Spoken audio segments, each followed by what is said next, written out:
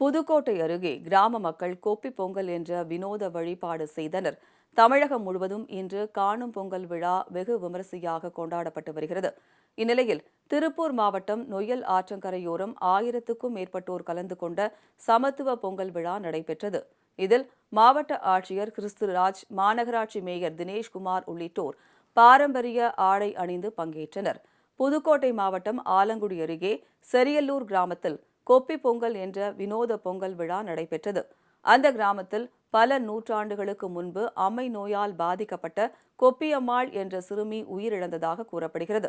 இதையடுத்து பல தலைமுறைகளாக அச்சிறுமியை தெய்வமாக வழிபட்டு வரும் கிராம மக்கள் பொங்கல் வைத்து கொப்பியம்மாளை வழிபடுவதன் மூலம் தங்களை அம்மை நோய் தாக்காது என நம்புகின்றனர். இதனிடையே தேனி மாவட்டம் போடி அருகே கரட்டுப்பட்டி கிராமத்தில் எருதுவிடும் விழா வெகு விமரிசையாக நடைபெற்றது.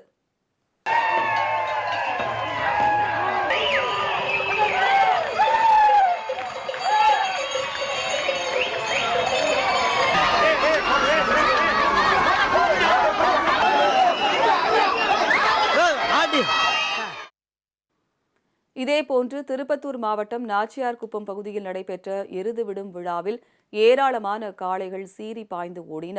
இந்நிலையில் திருவாரூரில் பொங்கல் திருநாளை முன்னிட்டு பசு மற்றும் கன்றுகளை ஒரே இடத்தில் நிறுத்தி வைத்து மந்தை கூறும் விழா நடைபெற்றது. ராமநாதபுரம் அருகே எக்கக்குடி கிராமத்தில் பொங்கல் திரியொட்டி கும்மி ஆட்டம், தப்பாட்டம், சிலம்பாட்டம், ஒயிலாட்டம் உள்ளிட்ட நிகழ்ச்சிகள் நடைபெற்றன.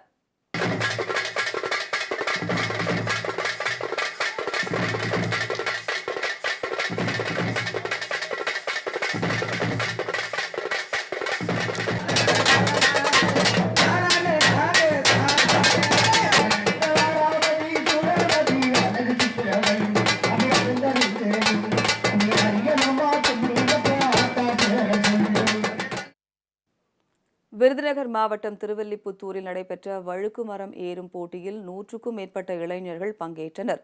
வழுக்கு மரத்தில் ஏறும் போது தண்ணீர் ஊற்றப்பட்டதால் இளைஞர்கள் சட்டென்று சறுக்கி விழ இளைஞர் ஒருவர் வீரத்துடன் மரத்தின் உச்சத்தை அடைந்து அதில் கட்டப்பட்டிருந்த கொடியை கைப்பற்றி வெற்றி பெற்றார்.